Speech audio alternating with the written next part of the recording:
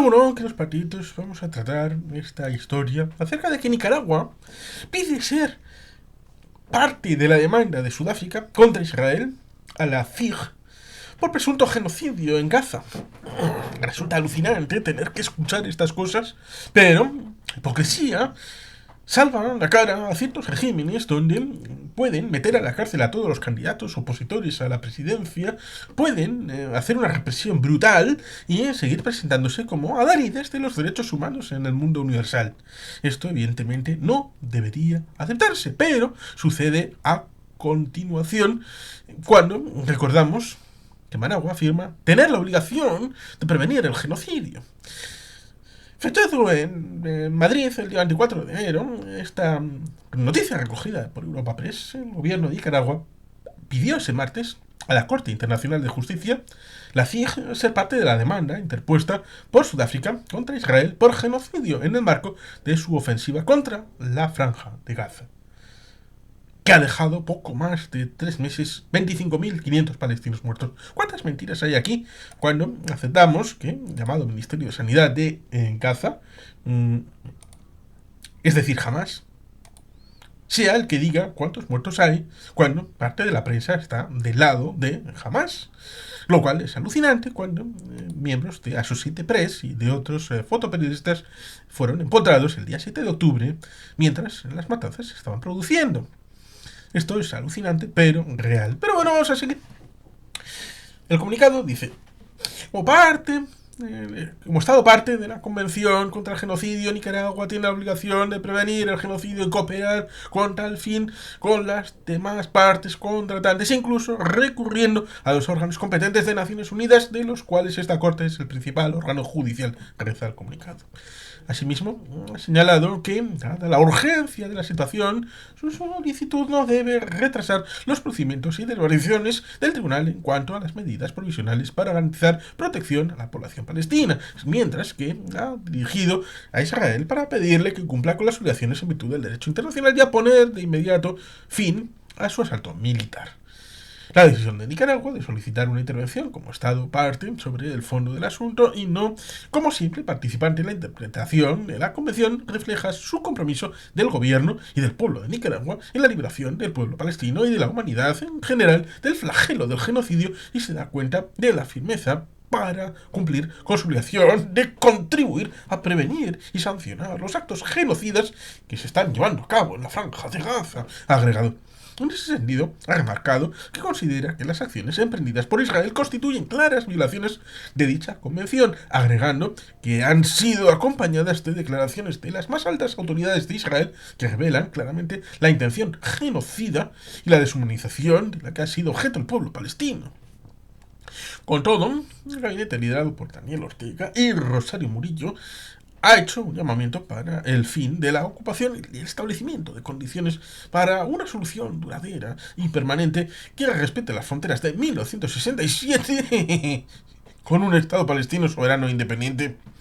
La CIG celebró a principios de mes las primeras audiencias de este caso, donde Sudáfrica sostuvo que Israel está participando y corre el riesgo de seguir cometiendo actos genocidas contra el pueblo palestino en Gaza, y afirmó que estas acciones son llevadas a cabo con la intención específica de destruir a los palestinos como parte de un grupo nacional, racial y étnico. Tras ello, Israel tildó de una de las mayores muestras de hipocresía de la historia la vista celebrada al asegurar que ha distorsionado la realidad y manifestando que las autoridades sudafricanas buscan permitir que jamás cometa crímenes de guerra, crímenes contra la humanidad y crímenes sexuales como los cometidos en repetidas ocasiones el 7 de octubre, tal y como han dicho sus líderes. Y es que solamente hay que dar muy pocos datos para entender lo que realmente sucede. Primero, un 20% de la población israelí es de ámbito árabe. Y por lo tanto, dentro de la población israelí hay árabes que se ven implicados el 7 de octubre y siguientes para la defensa de la población israelí, con su pasaporte israelí. Un 18,5% de la población israelí es musulmana. Por tanto, los musulmanes israelíes se ven impelidos, después del 7 de octubre, a defender a la población israelí en general, también desde el ámbito musulmán. Y es que Israel es una democracia y Gaza es una dictadura desde que en 2005 fuera desconectada y en 2006 hubiera las últimas elecciones y en 2007 culminara una guerra civil en la que los miembros de la OLP de Al-Fatah cayeron por las escaleras y por las ventanas en un acto deliberado de golpe y guerra civil. Y es que el 7 de octubre gritaban los miembros del asalto matar al judío. Dígame que eso no es genocidio.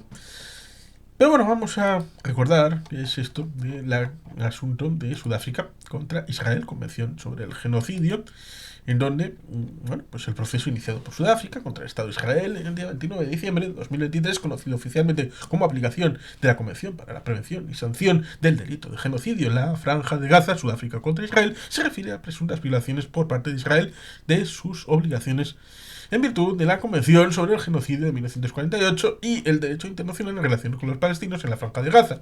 La presentación de Sudáfrica sitúa en los cargos lo que describe como el contexto más amplio de la conducta de Israel hacia los palestinos durante sus 75 años de apartheid y sus 56 años de ocupación beligerante del territorio palestino y su bloqueo de Gaza de 16 años. Sudáfrica ha solicitado que la Corte Internacional de Justicia, la CIG, dicte medidas provisionales de protección.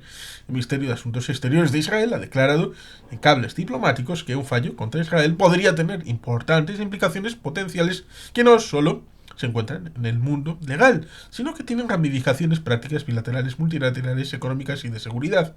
Las audiencias públicas se llevaron a cabo en el Palacio de la Paz de La Haya el jueves 11 y el viernes 12 de enero de 2024. Israel fue representado por los abogados como Malcolm Saw y KC. El equipo legal sudafricano incluyó a John Dugard, Tembeka Toby y Vaughan Love. Se espera que Israel y Sudáfrica nombren a Aaron Barak y Diankin Moseneke respectivamente como jueces ad hoc. Evidentemente, después de que Israel comenzara a bombardear Gaza tras los ataques del 7 de octubre, algunos palestinos expresaron su preocupación de que la violencia de respuesta fuera utilizada para justificar el llamado genocidio contra los palestinos por parte de Israel. Después de los ataques de Hamas, Yoav Gallant, ministro de Defensa israelí, afirmaría: estamos luchando contra animales humanos. Avi Dichter, supuestamente ministro de Israel de Agricultura, llamaría a la guerra para ser la Nakba de Gaza en el Canal 12. Ariel Kalner, otro miembro de la Knesset del partido Likud, escribiría de manera similar en las redes sociales de que hay un objetivo, la Nakba, una Nakba que eclipsará la Nakba de 1948, Nakba en Gaza y Nakba para cualquiera que se atreva a sumarse. El historiador israelí del Holocausto, Omer Bartov, advirtió que las declaraciones hechas por altos funcionarios israelíes podrían fácilmente interpretarse como una indicación de una intención genocida. Resulta curioso que en todo este relato de supuestamente toda esta situación respecto al llamado apartheid, ocupación beligerante del territorio palestino y bloqueo de Gaza, se olvidan primero apartheid cuando el presidente del Tribunal Supremo israelí fue un árabe musulmán. ¿Qué apartheid es ese? Cuando hay miembros de la Knesset, del Parlamento israelí, que son miembros de una candidatura árabe y por tanto miembros de la comunidad árabe musulmana. Menudo apartheid más raro, en donde hay muchas situaciones en donde los árabes y musulmanes tienen una participación política, económica, social importante. Resulta curioso eso de la ocupación, cuando la ocupación real fue de Egipto y de Jordania hasta el año 67, en las zonas hoy conocidas como Judea, Samaria y Gaza, y por tanto son territorios en conflicto, no territorios ocupados. Por supuesto, el asunto de la Nakba, cuando después del año 48 hay 1 millón de ciudadanos árabes que pueden tal vez salir de su territorio, pero hay 1 millón de judíos que tienen la obligación de salvar su vida saliendo de países del Masret, del Magreb, desde Marruecos hasta la zona del Golfo Pérsico, en donde habían vivido de toda la vida, como los alemanes del Volga fueron obligados por Stalin a ir a campos de concentración en Siberia vería mientras duró la guerra y después pues ya veremos. Y por tanto, esto que también pasó con los japoneses y en la zona de California con la Segunda Guerra Mundial en Estados Unidos, sí es cierto, pero esto fue temporal. En el ámbito de Estados Unidos las democracias tienen problemas, pero a veces actúan mal y luego se restablecen. Cierto es que se tuvo que esperar a finales de los años 80 para reconocer este movimiento, pero evidentemente todas estas cosas que se han citado, como por ejemplo lo que se decía en el tema del bloqueo de Gaza de 16 años, pues es un territorio desconectado desde 2005 por decisión de Ariel Sharon. Y por tanto esto necesita una visión del lado israelí de defensa, que aquí evidentemente no se está viendo. La llamada Convención del Genocidio, en el año 1948, curiosamente, en el momento en el que se inició la posibilidad de un Israel pacífico y el territorio que iba a ser para los llamados palestinos fue ocupado por Egipto y por Jordania, pues evidentemente en ese año la Asamblea General de Naciones Unidas adoptó por unanimidad la creación de una convención para la prevención y la sanción del delito de genocidio, que definió el genocidio como cualquiera de 5 actos cometidos con la intención de destruir total o parcialmente una comunidad nacional, étnica, racial o grupo religioso. Como digo, ¿qué genocidio sería cuando parte de lo atacado dejando de lado lo obvio? Y es que un genocidio sería contra Gaza y contra los de Cisjordania, ¿no? Resulta curioso, un genocidio enfocado contra los de Gaza cuando existe Cisjordania y cuando existen árabes y musulmanes dentro de la población israelí. Pero bueno, estas cosas se tienden a decir de una manera absolutamente increíble. Los actos serían matar a miembros del grupo, causarles graves daños físicos o mentales, imponer condiciones de vida destinadas a destruir el grupo, impedir nacimientos y trasladar por la fuerza a niños fuera del grupo. Las víctimas deben ser atacadas por su pertenencia real o percibida a un grupo o no al azar. Resulta curioso la existencia de una UNRWA, de una organización de refugiados específica para los palestinos. La situación de las Naciones Unidas con el asunto es muy vidriosa, dicho diplomáticamente, y por tanto están poco justificadas las elecciones por parte de Naciones Unidas contra Israel, sobre todo cuando las decisiones del Consejo de Seguridad son todas ellas cumplimentadas, salvo, por ejemplo, la que después de las elecciones hechas por el mundo tras la guerra de 2006. Elecciones, no me refiero a elecciones de las que no hay en Palestina desde 2006, que son ya 18 años. Elecciones de elegir qué hacer, porque el mundo eligió una resolución del Consejo de Seguridad de Naciones Unidas para tratar de desarmar al Hezbollah, sobre todo en la parte sur del río Litani, y no lo hizo porque no quisieron enfrentarse a Hezbollah, tentáculo de Irán, y por tanto ahí tenemos un asunto interesante de lo que tal vez le toque hacer a Israel para salvar al Líbano, para salvar la paz y para salvar la estabilidad.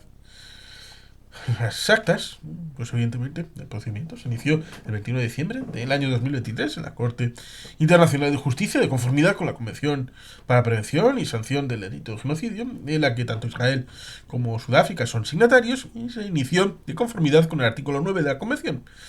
Belkés Yarra, director asociado de la Justicia Internacional de Human Rights Watch, señala que el caso de la CIG no es un procedimiento de individuos, sino involucra directamente a la Corte Penal Internacional, que es un organismo separado que lleva a cabo su propia investigación. Yarra afirma que el caso presenta una oportunidad de proporcionar respuestas claras y definitivas sobre la cuestión de si Israel está cometiendo genocidio contra el pueblo palestino. Tenemos la propuesta de Sudáfrica, que dice que acusa que cometer genocidio en Gaza, de violación de la Convención de Genocidio, y que incluye una demanda de 84 páginas hablando de carácter genocida que tiene por objeto provocar la destrucción de una parte sustancial del grupo nacional, racial y étnico palestino. La respuesta israelí rechazando las acusaciones con disgusto y acusando a Sudáfrica de cooperar con una organización terrorista que pide la destrucción del Estado de Israel, calificando las acciones de Sudáfrica como libelo de sangre y afirmando que estaban investigando los herederos modernos de los nazis. Respuesta del alto comisionado de las Naciones Unidas para los Derechos Humanos, Volker Turk, afirmó que no es un libelo de sangre deplorar el hecho de que no hayan hecho rendir cuentas a los soldados y colonos armados israelíes que han matado a cientos de palestinos en Cisjordania desde el 7 de octubre, ni la prolongación de una guerra cuya conducta ha planteado graves preocupaciones en materia de derecho internacional humanitario y derechos humanos. El 2 de enero de 2024 Israel decidió comparecer ante la CIG en respuesta al caso de Sudáfrica, a pesar de un historial previo de ignorar a estos tribunales internacionales. Israel estaría representado por el jurista británico Malcolm Shaw y otros 3 abogados. El Ministerio de Asuntos Exteriores de Israel ha declarado al exterior que el equipo legal sudafricano está actuando como el brazo legal de Hamas. Sin embargo, al interior y cables diplomáticos ha declarado que un fallo contra Israel podría tener importantes implicaciones potenciales que no solo se encuentran en el mundo legal, sino tienen ramificaciones prácticas, bilaterales, multilaterales, económicas y de seguridad. Se espera que la defensa de Israel requiera convencer al tribunal de que los comentarios públicos sobre la situación en Gaza realizados por varios miembros de la coalición gobernante no constituyen una intención genocida.